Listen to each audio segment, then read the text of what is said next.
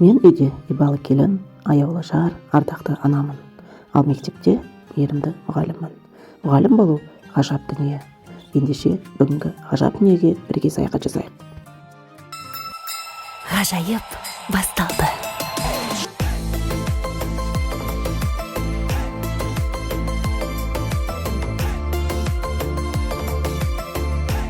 Мен Ақтөбе облыстық арнайы мектеп-интернат колледж кешенінің арнайы пән оқытушысымын. 2002 жылы мұғалім деген атқа ие болып, алғашқы еңбек өтілімді атаулы мектеп табалдырығынан бастадым.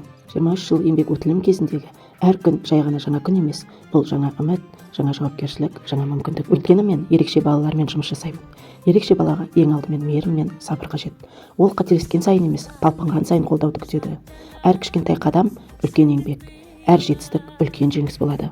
Сабақ бастамас бұрын сабақ жоспарымды ой елегінен өткіземін. Әр оқушының көңіл күйін білемін. Әр сабақ тек білім беру ғана емес, бала жүрегіне жол табу, олардың болашағына бағыт беру.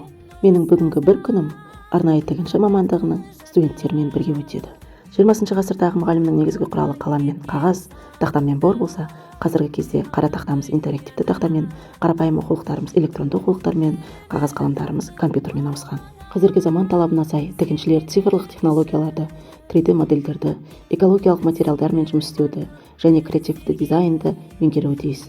Жаңа білім беру жүйесінде студенттердің функционалдық сауаттылығын арттырып, кәсіби дағдыларын дамытуға бағытталған. Тігін өндірісіндегі автоматтандырылған бағдарламаларды сапыр бағдарламасымен қолдану, жаңа трендтерді қолдану, виртуалды сән дизайн жасау, электронды манекендермен жұмыс жасау.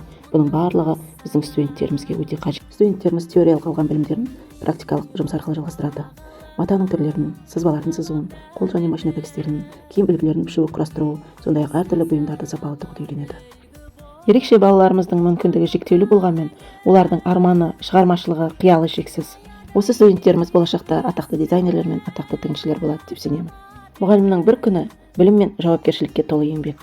Мен бүгінгі бір күнімде студенттерге сапалы білім бердім деп ойлаймын. Егер өмір алтын болса, зергері мұғалім, егер өмір теңіз болса, гауһары мұғалім, егер өмір жүзік болса, көзі мұғалім, егер өмір ақын болса, сөзі мұғалім. Менің ғажайып әлеміндегі саяхатымның бір күні осылай өтті.